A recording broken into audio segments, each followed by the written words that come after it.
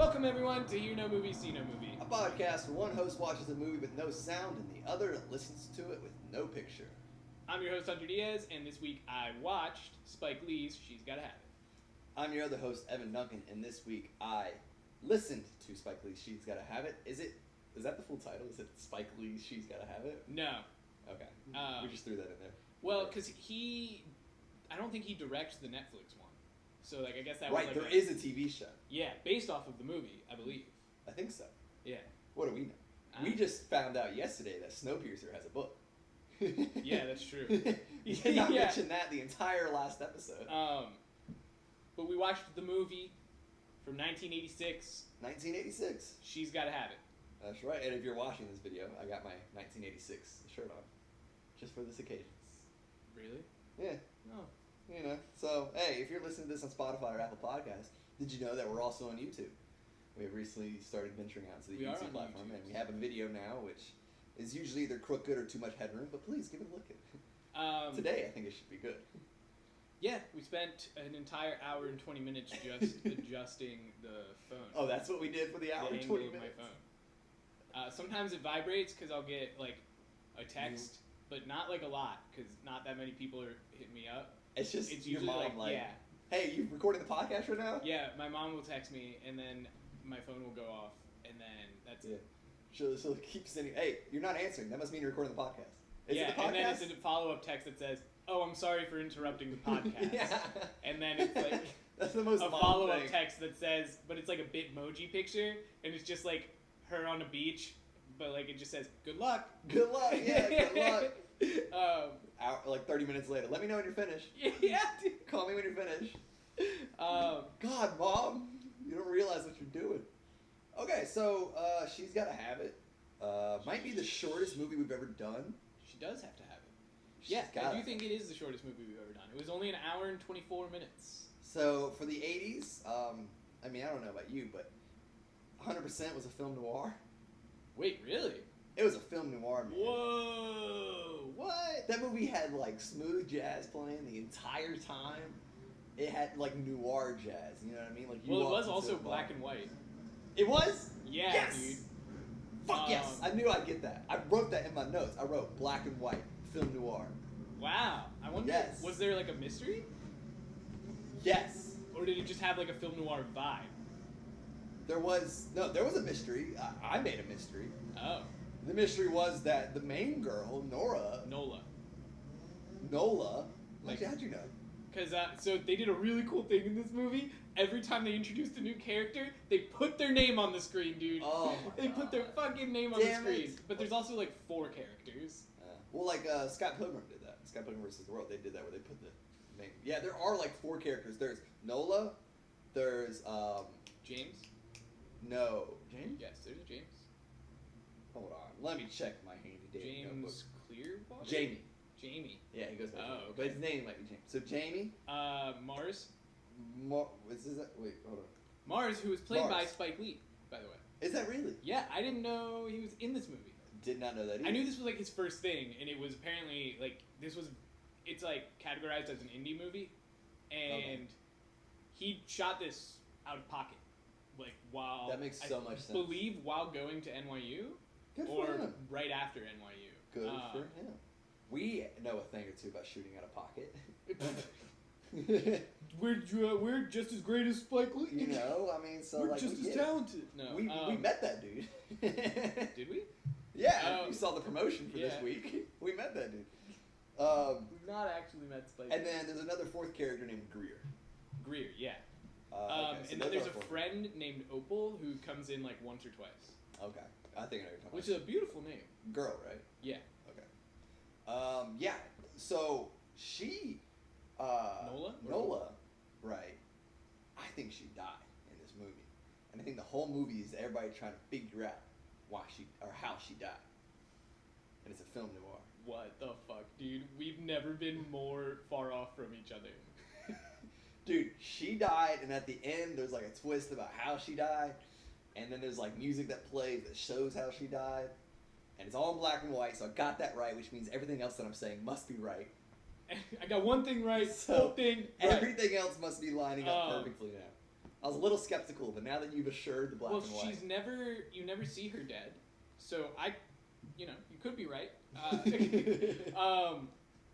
Dude, this movie was, so at first I thought it was kind of a retelling of I thought this was a retelling of like a Shakespeare play that I had never read. Right. Because it was so beautiful. Like, there was like so much, so many different so many different storytelling techniques throughout this that I loved and that were so unique. And so usually when you watch a classic movie that did something different, you don't realize that it's different because all the movies after it copied it. Right. But the storytelling throughout this movie, at least the imagery, for the story I got, was beautiful and never has been matched. Huh. Interesting. Okay, I see what you're saying. So, the way I put it in perspective with my mind is like with Eric Clapton, right, the guitar player. When I go back and listen to Eric Clapton now, I'm like, oh, he sounds like every guitarist that is alive now. But you have to think about, he was the first one to ever do that. You saying like that? You like Spike Lee was the first to ever do this? You're just trying to flex guitar knowledge? No, I'm not. Maybe a little. But no, like, that's how I hear it, It's like, oh my god, we didn't turn on the lit sign. Shh. What do you mean, shush? They could see it. They didn't hear it. Well, now they did. Once again, another reason you should be watching. Now it's lit. That's right. And if you don't know what I'm talking about, then, go on YouTube. See our thumbnail. It's always in the thumbnails. Oh, yeah, that's true. But anyway, okay, so, but like you're saying, like, you have to think of it in terms, like, Spike Lee was probably the first one to ever, like, do a movie like this? To tell a story this way, and I still personally couldn't name a movie that is told in such a way. Okay, so how is it told? What do you mean? So this is a story. The movie I watched is the story about this local, like, she's known as royalty almost. She's highly respected in her neighborhood. Yeah. NOLA. She's an artist. NOLA. I just thought they were pronouncing her name wrong, honestly. I thought it was Nora. But I was comparing her to, there's something so royal about, like, the way she moved, something so regal about her. And especially in her apartment, she had this massive open apartment. It was just, like, one room. It was huge. And her bed was in the middle of it. Okay. Which is such a baller move, right? Like, in the middle, like, not touching a wall? It was actually, it wasn't even against a wall, because behind it, it was just tons of candles. It was beautiful. So it was literally in the center of the room? No, there was like a few feet behind it. Okay. Yeah, but it was beautiful. Okay. And it had a headboard with all these candles on it, and we open up on her, in her apartment, on her in bed. Yeah. And it's her, talking to the screen. There's a lot of talking directly to the screen in this movie. Right, yeah, because they're all being interviewed. About who killed Nora. No way. That's my movie. No way. They all get interviewed. I thought this was the telling of this, like, woman, because there was a poem at the beginning about, I forget it. Well, we can agree completely that, what's her name? NOLA? NOLA. That's gonna hurt me the whole podcast episode. That NOLA, not Nora, NOLA is a sex addict. Can we agree on that? I can't. I can understand where you're coming from, but I think she knew how to play these men like a fiddle. Dude, I'll agree with that for sure. She definitely knew how to play these men. I think she had these guys wrapped around her finger the entire movie. So I think it's about how she was being chased by all these men and realized, oh, I can use this. And it was, but not in a, like, shitty way of, oh, I'm going to play with these people's emotions, but in a way where it was almost, I don't know, dude, it looked so cool. The way she was playing these guys in this movie, like, it looked so interesting. Did you wish you could get played by NOLA? Yes. Because about 40% of this movie is fucking.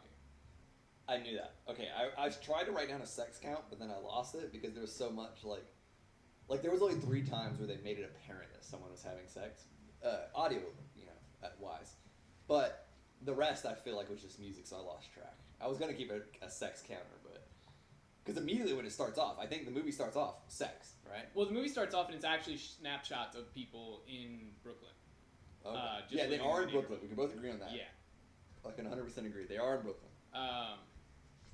And it's a bunch of snapshots of that, and then it opens up in her apartment, and she then has sex with man number one, Jamie. Jamie is the reoccurring, boyfriend in all of this, right? Because Jamie is a simp. No! What? Jamie is all the other dudes that she sleeps with are simps. No, dude! Jamie's the only non-simp, which is why the story's about him and her relationship. No. Because he is completely different from all the other ones, and he pushes her away. Or he's clingy, right? Because he's clingy, he pushes her away. It's puppy cradle syndrome. You know, you get a new puppy, you love it so much, you smell it, choke it, dies. Oh my god. That's what she did to... That's what she did. I've never heard of that before, but I get it. I don't like it. Makes sense. Yeah, exactly. No one likes it. No one here likes it. But it happens, you know. So that's Jamie's like the character of like Humphrey Bogart in this to me. He was the Humphrey Bogart of film noirs. Wait a minute. I think I just realized there was a scene that was in color. There was a color scene? Yeah, there was a scene in color that I forgot about. And I never even realized while I was watching the movie that this scene was in color. If there's one scene in color out this whole movie, like Wizard of Oz, did they Wizard of Oz this? Oh my god. Is this whole movie in color? Wait, what? You would know! I don't know! I thought this whole movie was in black and white, but there was one scene that was definitely in color. Which means maybe the whole thing's in color? But we'll get there. What the hell? I could be wrong. It just may have been very vivid. I may have been encapsulated. Encapsulated. But no, Jamie's a simp. So that's the thing, is she has 3 different guys that all treat her very differently. Right? Greer, Mars, and Jamie. Yes. Jamie is a simp, and he is just like, oh, whatever you want, my queen type of guy. Right? That's why, because he's the first guy we see interacting with her. So it was just I think that attributed to what made her seem so royal was also the way that he was treating her, and then not that there's anything wrong with simps, but Jamie. Well, let's not go down that rabbit hole. Yeah, descriptive word for him would be that word. Simp. Well, hold on. And then we might have a lot of listeners who don't know what a simp is. Google S-I-M-P is a simp. Type that into Google, and then we'll figure it out. Type that into Google. And wait, I want to hear you describe simp. But you're the one who told me what a simp was. I know. That's why I want to see if you obtain the knowledge. That's why I used the word. I used the word simp because it's hard for me to describe the behavior, and then I found out there's a word for it recently. So I was like, oh, okay. Which I told you about. That word so simp. I want to see if you could say if you were listening to me. I think I was sitting right here too on the couch, and you were making breakfast or something. I think I was making breakfast. Well, probably not brekkie, but you were probably making like dinner, and then I was making brekkie. Yeah. I don't know. A simp is it's hard to describe it without sounding judgmental. It is. It really is. But I actually very much don't want to seem judgmental for the way somebody expresses their love for someone. Right. But I feel like the word simp is commonly used in a judgmental way. It is, for sure. But I don't mean it that way right now. So he worships her, right? He treats her like a queen, and that behavior is simpy. Simp energy, yeah. Simp energy, yeah. It's someone who, Evan is far more hip than I am, if you haven't realized. No, I just know about simp culture way too much. Evan is a simp. Listen, don't judge me, okay? You just said you don't judge. I'm not judging, I'm just pointing out. If they want to judge you, that's totally up to them. If the viewers would listeners... Yeah. So, it's someone who belittles themselves. They put themselves down to elevate their quote-unquote queen. I wouldn't say he belittles himself, so maybe he's not a simp. Okay. To all the simps out there, I take back your hero. If we have a lot of simps listening to this podcast, I don't know what does that say about us? Yeah, what have we done? But, no, I wouldn't say he belittles himself, because he... is a confident dude. He sharp dressed guy. Right. He's very. I can agree on that. He's very white collar. Yeah, he's got a great smile. Well, I can't agree on that. Yeah, and he no idea how smart. Treats her very well, right? So maybe he's not a simp, but he treats her very well. He respects her, he worships her, and then Greer. So that's what it happens, right? They make passionate love in the beginning of this movie. Yeah, Jamie and Nola. Yeah, they have very steamy hot sex. Yes. All the sex in this movie, very hot. Dude, I heard it, and it was very steamy. Yes. It was like how I used to say back in the day, when a fight is happening, it sounds like people are having sex. But when a sex is happening, when good sex is happening, and you're listening, it sounds like people are fighting. And that's how you know. Oh, you said in the previous like episode 2. Oh, so you prefaced it the way you did because that got you in trouble recently. Yeah, that got me in trouble recently. Someone who listens to this podcast pointed out who Evan you can say, yeah. may or may not be interested in, reached out and said, so sex sounds like fighting, huh? Yeah.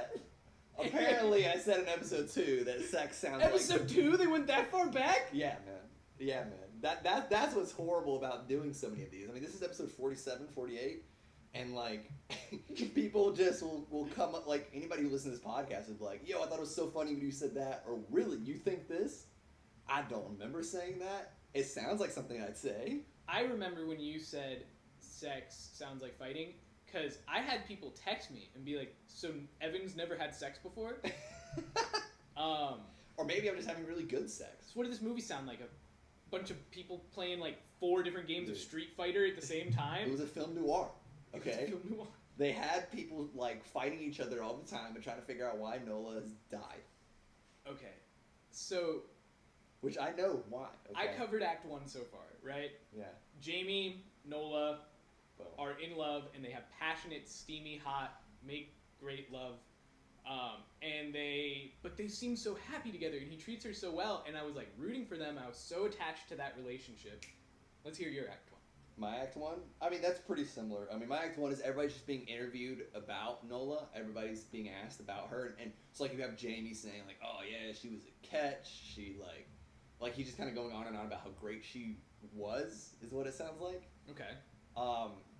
And so you kind of have him, and then they're interviewing other people about her as well, and that's where I kind of get the idea that she's kind of like a sex addict, but she's a really independent woman. You know, she doesn't really need no man.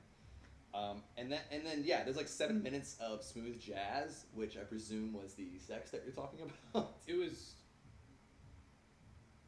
Next question. It was exactly 7 minutes. I timed it. Really? For the record. Yeah. Oh wow. So 7 minutes. That's pretty long. That's unrealistic. Come on. Oh my god. Let's be honest. Fake. All right, Spike Lee. 7 minutes of sex. Come on. But then that's kind of the same. I mean, I even wrote down on my notes right here. Some simp named Mars calls her for a late night. Mars is a simp. Mars is a simp. Mars is not a simp. Because he calls her late night once. He calls her late night on the phone for a booty call. And he goes, and he's just like, hey girl, what you doing? You know you my main thing. So wait, is simp energy like fake worshipping someone so then they feel... Yes. Oh, that's mean. Yeah. Oh, Jamie's not a simp. Yeah, no, that's why I don't think Jamie's more... I mean, Jamie could be a simp, but I don't think he's the most simpy in this movie. I love how this simp word has come up so many times. In a 1980s film, we're using a modern day term.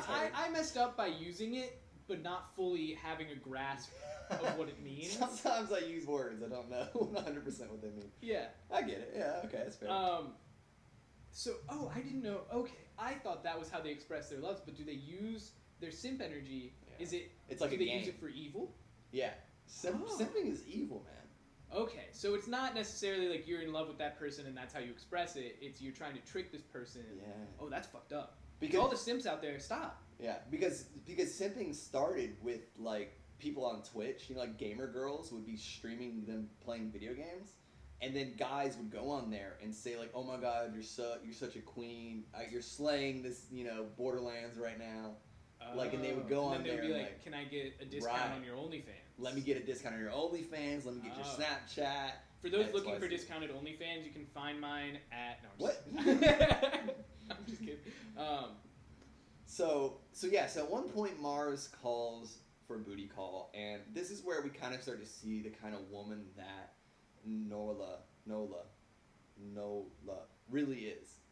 Okay. Because she doesn't say, like, oh, no, you know, she doesn't turn him down immediately. She just says, oh, no, it's too late. What are you talking about? And like, but is she in bed with Jamie? And she's in bed with Jamie. Oh. And she just goes, no, it's too late. Come on. You know, it's like she does that typical girl thing that's like, I'm not rejecting you. I'm just keeping you on the sidelines. Maybe that's happened to you a lot. It's happened to me a lot, okay? A lot. You know who you are.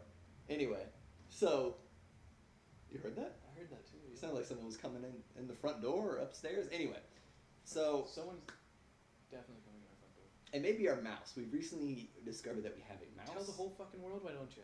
What are they going to do? Not listen because we have a mouse? It's our third guest. Not come over.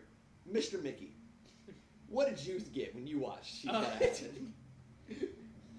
We need to get a lavalier and hook it up to the mouse. And then we need to get the mouse and just get it out. If we, I'm not gonna take the time to put a lav on it. The problem is we killed the first mouse, and now there's a second mouse who's retaliating. What if it's the first mouse? What if it's a ghost mouse? Stop advertising this vermin problem we have to the fucking whole Well, world. hey, if you're listening and you're exterminator, let us know. Yeah. We could use you. Okay, so anyway, bottom line is this kind of starts a fight between between Jamie and NOLA, because Jamie like asks about what the conversation was about, and then he's like, "Why did you say it's late? Why didn't you just reject him?" And then it kind of starts this whole debate between the white collar versus blue collar friends that NOLA has, which is basically a big chunk of this movie. It might be the entire movie. Is NOLA trying to bridge this gap between her friends, where one, while Jamie, also fucking all of them, while also on the sideline fucking all of them because she's smart. All right, she like I mean, this woman knew she knew what she was doing. Up, dude. She wanted all of her, for lack of a better term, fuck buddies to be friends with each other. That way she can keep all of them close, and she knows what's going on. So, I get to a point now where she invites. It's Thanksgiving. Whoa, dude, you're way farther into this movie. Yeah, that's like the end of the movie. Is that the end? Thanksgiving's the end of the movie? Yeah. No, so she has sex with Jamie, right? Oh, you're right. That is. Then we immediately meet Greer. Yeah, Greer.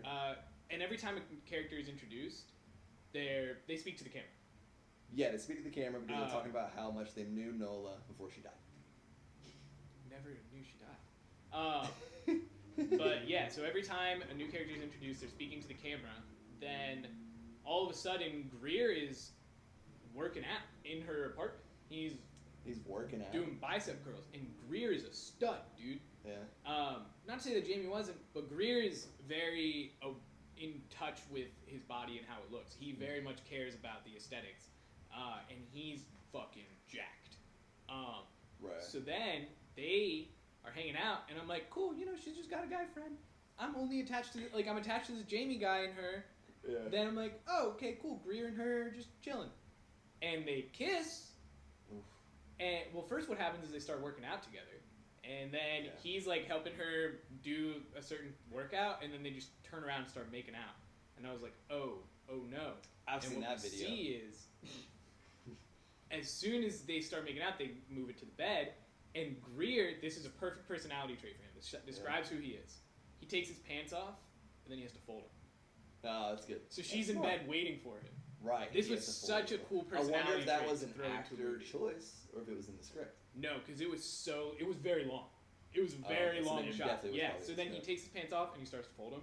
Then he takes his shirt off, and he starts to fold it. Oh, okay. And meanwhile, NOLA is there in bed, naked, waiting for him, and she's like just looking at him, and you can see her getting impatient. Then finally, he folds all his clothes, puts them on the chair neatly, and then he dives into bed with him. And that was the trait about Greer. Okay. I love that first dives. Yeah. Does a dolphin dive into bed? Then after Greer, we meet Mars. Then we meet Mars. Spike Lee. Which is really cool. I can't get over that. I did not think he'd be in this. I didn't either. But it makes sense. And so, Mars is not a lover initially. Mars comes over and he starts looking at her art and he's hyping her up. So I thought Mars was a longtime friend. by the way he's talking to her, it seems like they're super familiar with each other. That's what I thought as well. Yeah. He came into her apartment and he's teasing her. You can tell, like I could tell he was teasing her, and then he's looking at her art and he's like, "Wow, this is amazing." Yeah. And she had really beautiful art, and they're talking about her art and everything. And then Mars is out. And Mars, you can always tell because he has a huge chain that says Mars. And then it's kind of Act 2 is just her being with each different guy separately. Yeah, more or less. So I got the same thing. And we started to kind of get that Nola's not really into Jamie. That Nola's kind of pushing Jamie away because he's puppy cradling her. Huh. And he's kind of starting to get... He's starting to get onto, like, oh, she's sleeping with these dudes. He's, like, starting to get the hunch. So he's, like, constantly asking her about it, and he's becoming that, like, that boyfriend who asks too much. And, It's like Finding Nemo. It is. Well, now we have to say what's happening. No. People are going to think, what the hell are we talking about? I put up a thing of 10 hours of oceanscapes playing on the TV, and it's supposed to be calming, but this clownfish was fucking up this anemone. Anemone. I don't know, It looked really cool. It did look cool. Yeah, usually we put on like some screensaver on the background. Today we put on coral, and it's like we're distracted. It's cool. It's cool. So then we get to like this whole part of the movie is just kind of it's developing Nola and Jamie's relationship and how kind of not right it is. What I kept seeing her being treated, dude. This whole movie, I was sitting there. I was watching, thinking Jamie is the guy she should be with. I thought what had happened was it is. Okay, cool. So you agree? Yeah. No, Jamie's the guy that she should be with, but because she's sleeping around, Jamie's like starting to get pushed away. Like he's trying his best. Is he aware? He's at that point where he's like, yo, you spend a lot of time with these people. Like he's suspicious. You know what I mean? And because he's suspicious, he's trying to cling on a little bit more, and he's trying to change her. Like he straight up says at one point that, you know, he's like, I'm trying to like change you for the better. Like you don't need these people. Yada yada yada. Right? He wants them to be together, and he really is trying. But the way he's trying, from her perspective, is really forceful and really pushing. Huh. He does all this beautiful stuff for her. He does like a song and dance. So that's the scene that was in color. It was her birthday, and he took her to a park, and he had not only had a picnic for her, but had this big sign up that said "Happy Birthday, Nora." Bless you. Thank you. So he had this big sign up that said "Happy Birthday, Nora," and instead of just bringing the picnic basket, he had a couple of professional dancers come in and do a whole dance, bringing the picnic basket in.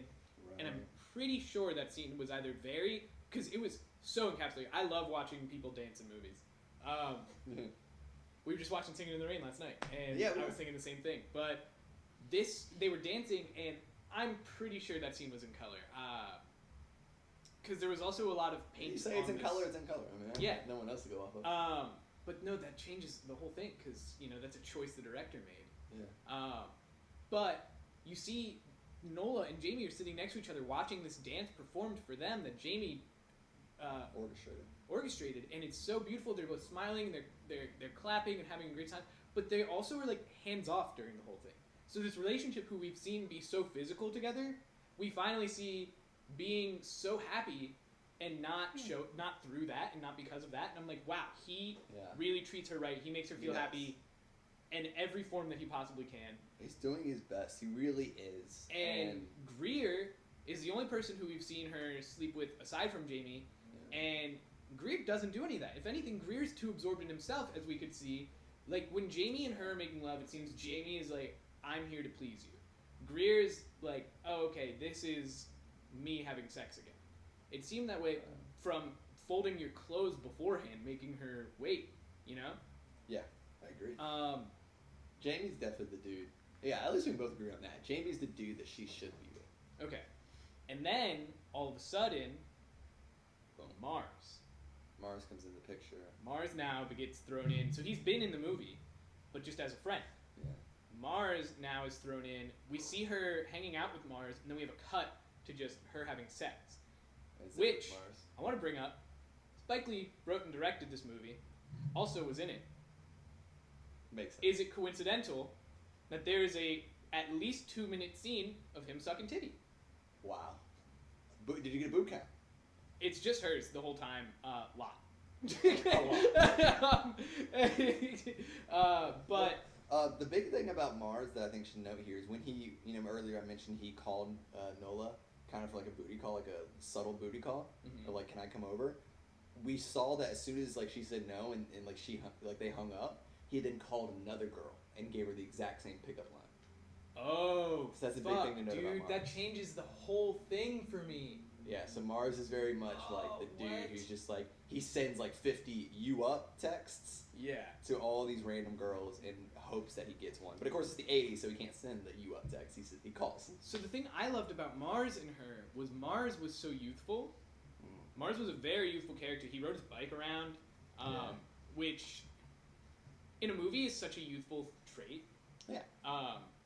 But in reality it isn't. But anyway, he rode his bike around. He had he had huge glasses and this big chain with his name on it, and his style was very much authentically him. Like Greer was very much trying to look nice and please people, and Jamie's style was very much just like blending in with the crowd. That's interesting. I mean, you have three guys who almost are completely different from each other. Yeah. That's what I thought the whole thing of this movie was. I didn't know she fucking dies. Well, no, she doesn't. I stand by that, actually. I'm committing to mine. She dies. She 100% dies. And right now, I'd say the number one culprit.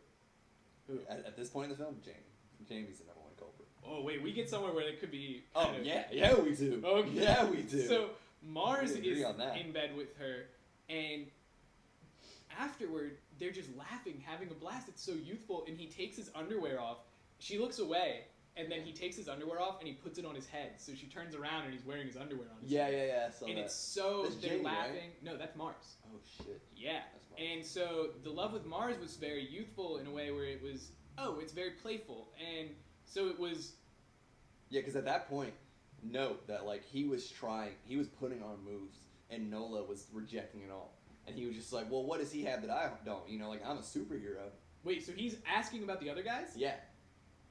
He's, like, straight up, like, pushing. Yo. He's pushing, man. He's trying his best. He's doing every subtle thing. Like, he's basically, like, imagine asking a girl over and over again, hey, what are you wearing? Hey, what are you wearing? Hey, what are you wearing? That's a weird thing to ask in the first place. Yeah, exactly. The whole conversation just felt like NOLA was like, no, what are you talking about? Like, she does that thing. So he's creepy. Mars is a creep. Mars is borderline creep. She does that thing where it's like she said no, but it's like, no, stop it. What are you doing? No. Like, she's going on with it. Is your watch going off? It's talking. All right. Your watch can talk? Yeah. What kind of Jarvis shit is this? Don't bring that up. Jarvis? Not while we're recording. Why? No one can know about this. What the fuck? Jarvis, delete the last 30 seconds of tape. What? No, hey, if you can hear me, keep that last 30 seconds. So, okay. Alright. Are we at Thanksgiving yet? Yes, so then Thanksgiving was when I fell in love with NOLA, dude. So the whole thing, I'm like, NOLA, what are you doing? Yeah. You're playing all these guys. Obviously, Jamie's the guy for you. He's the one who's treating you right. And then, what happens on Thanksgiving? So basically, she invited all of her friends over Thanksgiving, her blue collar and white collar friends, to meet, and this is her plan to bridge all those gaps and keep all of them close and in her inner circle, right? Dude. However, it does not go that well. Can we please touch on the fact that inviting all three of the men you are playing over to one Thanksgiving meal is the most baller fucking thing in the world. She's a gangster. That is the most amazing. I don't know.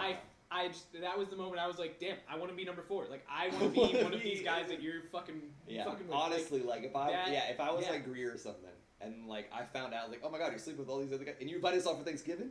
Shit, I can't be bad. Yeah, dude, I was sitting there, I was like, oh my god, I fuck my life up, NOLA. Dude, yeah, it's one of those insane. moments, dude.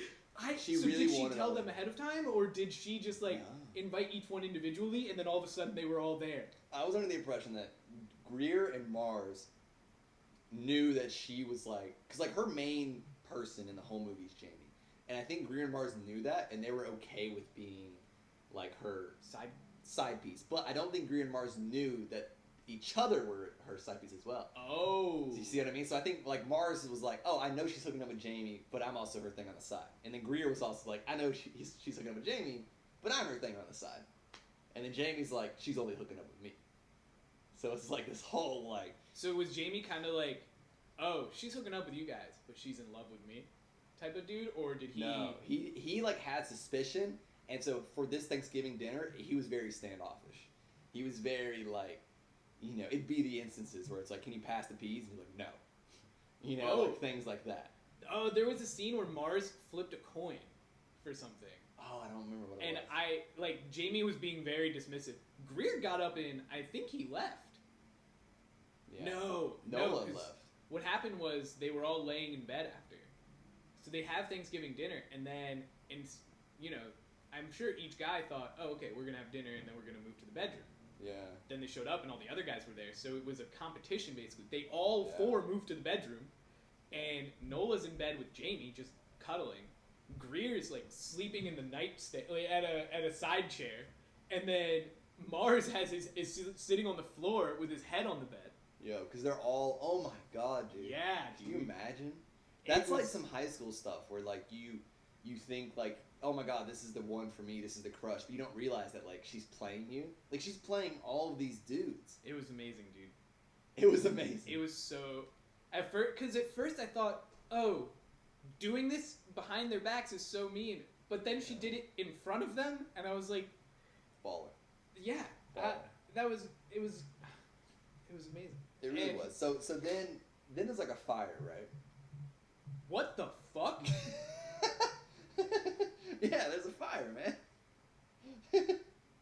You don't know about the fire? No. Dude, I heard roaring flames, and literally someone went, fire, fire. Don't worry, it was just a dream. Was it? Yeah, it was just a dream. Oh. Because then she, like, woke up abruptly and was just like, I just had the weirdest dream. And Jamie was like, yeah, I couldn't sleep too, babe. So this is after Thanksgiving? This is right after Thanksgiving. Because, like, she's pissed at all the dudes. She's like, because they just kept fighting and fighting. And she was like, I just wanted a good Thanksgiving. Even better. That makes it so much better that she invited them over to have a good meal. Oh, yeah. Dude. She, 100%, she even has a line that's like, if I would have known you guys would have fought, oh my god, an unpleasant meal, oh, then I would have invited you guys over, and I would have had a peaceful night.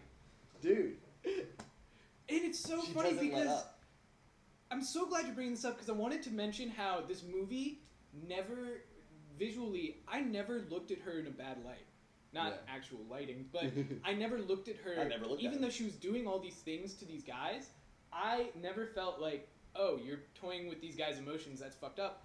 It was more of, the way it was shot, I thought, you're toying with all these guys' emotions, what are you up to? You know, I was so interested in it. Yeah. And then the fact that she did it unapologetically. And brings them all to Thanksgiving expecting a good meal. Oh my, makes it so much better. The icing on the cake. It really is. Yeah. It really is. So then after Thanksgiving, right, let me see. Let me check my handy dandy notes here. So now, Jamie and Nola are really, like, butting heads. Yeah. So Jamie does this kind of dick move thing, which if you're ever a dude and you find yourself in this position, and this word pops in your head, ultimatum, don't do it. If you're ever in love with somebody and you find yourself in that position, of just like, I'm going to give her an ultimatum. No. Never do that. No. Never do that. That's a big rule, all right? So he gives her an ultimatum, which is, he basically says, look, I found someone else. Her name's Ava. I really like her. But I need you to make your decision right now. It's either me or those hoodlums you keep hanging out with. Is that what he says? Yeah. He hates them. He, like, bashes on their, like poverty all the time. Oh my god. And he just, like, so it's either you hang out, it's like, it's either them or me. And if you choose them, I'm going to Ava, just so you know. So, like, he, like, gives her, like, a big ultimatum. And then he's like, I think he's like, she's like, well, do I have to answer right now? And he's like, yeah. And she's like, well, then the answer's no. He's like, well, just think. Good. And then he's like, well, just think about it. I'll give you the end of the week. That wasn't the answer he wanted. No. Yeah. Exactly. Because he, like, is a good guy. That's the problem with every dude who gives an ultimatum, is they want the latter, you know? They want the yes. Yeah. So it's just like, so fight for the yes. Don't give the option for no. Yeah, it's wrong. So she then ended up meeting, and now I'm getting at it more. I'm like, dude, Jamie's the killer. Jamie's the murderer. She's still not dead, dude. No, you're right. She's not dead yet. Yeah. Yeah. Because this is all. So then we get this weird scene where she invites Jamie over, and they start arguing. Oh, before that, he also invites her to the Caribbean. Ooh, where in the Caribbean? He doesn't say. He's like, I have tickets to the Caribbean. That was also in the ultimatum. He's like, if you choose it was me, like a make or break trip type thing. Yeah, he was like, I've got tickets already. Boom, right here. Here are the tickets. So if you say yes to me, we're gonna go to the Caribbean. That was also in he sweetened the pot. Yeah. Put a little cinnamon in that pot. So so then at this point they actually like break up. Like she calls it off and they break up and they get in a fight and then she calls him. And she's like, "Hey, come over." Yeah. And he comes over Boom. And they argue. Dude. And then because she's like wanting him back 100%, and he's like no. And then he hits her. Yeah. But he throws her onto the bed. Dude. Because so she's this whole time is like, make love to me. I want you to make love to me. And I actually wrote this quote down that he says, and it's kind of fucked up. He says, "You don't want me to make love to you. You want me to fuck you." What did she say? And then she didn't fucking answer, because then he fucking threw her down and started. And so then doing weird aggression. So usually every time they have sex, everyone in this movie. Yeah. It's very like passionate.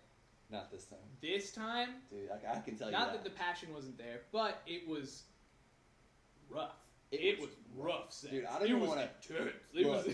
There were things that were said during this point. This little. Say them. And I don't want to say them. Say them. I don't want. They're so bad. It was rough to listen to. It was rough to watch, but the worst part was, it would cut in and out. So they're having sex doggy style, and so you have this shot of NOLA. You know what? I imagine that. It's funny. I imagine doggy style. I was like, if there's any way they're doing this, it's doggy style, right? Well, it's the shot of NOLA on her hands and knees. So you hear a lot of this. Oh, do you? Yeah. Yeah, dude. I'm not. It was like listening to like an OJ tape or something. It was not fun. That's not. There's no tapes of OJ. Yeah, that's what I'm saying though. Like, imagine if there was. Okay. It'd be fucked up, man. And so, but the thing is, it was consensual, so it's like, I don't know if it was. You listened, and dude, so. Well, I mean, the main quote that I didn't want to say is he was just like. I actually don't want to hear it. I'm gonna like G it up. I'm not gonna say the exact words, but he was just like, "Whose pee is this?" Whose penis? Whose pee? Did he pee on her? No. I did not see him pee on her. This is the one word that I can't say. I hate saying this. Oh, word. now I need you to say it. No. Yeah. The puss, man. The puss. All right, but he says it with the Y, and I can't say it with the Y. You can. I can't. I don't like it. I'm gonna have to like call a pastor after this. I don't like it. Look, he says, "Whose pee is this?" And then so he's peeing on her, and then he's asking like, her whose my pee it is. In your pee, and then we're gonna pee, and then we're gonna F.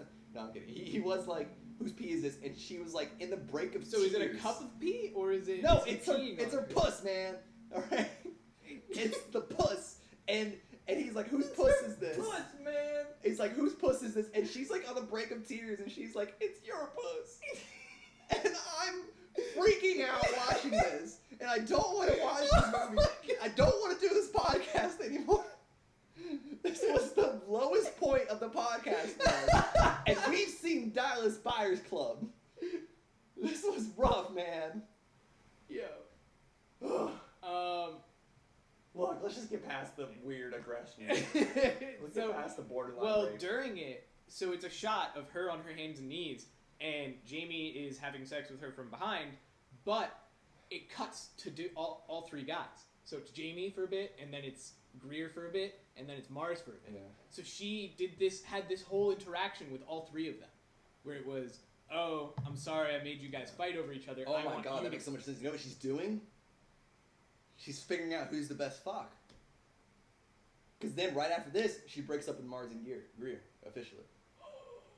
She breaks it off with them two, and she chooses Jamie. And she breaks off with him. I thought she was just breaking off with him because she realized. I knew she did, but I didn't know that this is why. She had a fuck competition. If I could be a professional athlete in any sport. Dude, she had fucking Simon and fucking... Hey man, do what you love, you'll never work a day in your life, alright? That's right, yeah. She had the American Idol judges, and she had a fuck competition. What's the other guy's name? God. Jamie, Greer, and Mars. No, I'm talking about American Idol. Oh, Simon Cowell, Randy Jackson. Randy Jackson. Oh. That's it. I was just thinking about Step Brothers when he had the Randy Jackson sign a samurai sword. Oh, yeah. Okay, so... Yeah, so she breaks up, and now she's trying to go back to Jamie. Damn, let me check my notes now, because so much just happened. So then there's I remember the scene where she breaks up with Greer, and I was like, oh, you should have done that a long time ago. Yeah, right. But when she broke up with Mars, I was kind of upset, because his love was very playful. Yeah. And then... But she ended up with Jamie, and I was okay with that. Yeah. But there's a catch when she ends up with Jamie. She goes to Jamie, she goes, I'm celibate now. And she's like, I'm not having sex for a while. And he was like, what? Did he say no? Did he leave? No, they attempted to work it out. They did their best to work it out. That's actually beautiful. Yeah. What? So it wasn't necessarily like a sex competition, but it was more of a who... Yeah. Does this break down? And he says, like, I can't handle you. And then she's like, oh, but I'm, like, not going to have sex anymore for a while. And he, like, struggles with it for a minute. And then they decide to get back together. That's beautiful. Yeah. But then, now we get to my movie. She dies. Right? And then it's interviewing Jamie. And Jamie's like, yeah, we broke up. Like, now we're at the right end of the movie, right? And she's like, and he's like, yeah, it didn't work out. We ended up breaking up anyway. Because... when they broke up, boom, she committed suicide, man. She killed herself. Did she really? That's what I got, because there was like 5 minutes of jazz right after he said, yeah, we didn't work out anymore. Oh, dude, bad news for you. And it was just like her going to bed. Yeah, she went to bed. By herself. For a while. For a while? That's called death, alright? I don't think so, man. I mean, I could be wrong. Maybe this is a situation where it's, the audio tells a story and the visual tells another. I don't know. Hey, very well, good. We should do a podcast off of that. Yo, we should. Yeah. Do you have anything else though about the ending of the movie? No, she goes to bed in her fucking cool looking apartment with all her candles. Maybe she took a lot of pills and went to bed and never woke up. No, dude, I don't think that's what happened. She 100% killed herself. She 95%. She 60% killed herself. I'm 60% sure. 10,000%. But I thought this was. No, I don't think she did, man. I don't think she did. It's a film noir, man, and the whole time it's leading up that you think Jamie's gonna kill NOLA at the end, but then NOLA kills herself because she can't deal with the fact that she led so many men on and invited her to Thanksgiving, a religious holiday. It's not a religious holiday. Yeah, it's not. But it's really remarkable that if you think about the parallels here, she invited the Pilgrims and the Indians. I'm just gonna stop it before this gets somewhere we shouldn't.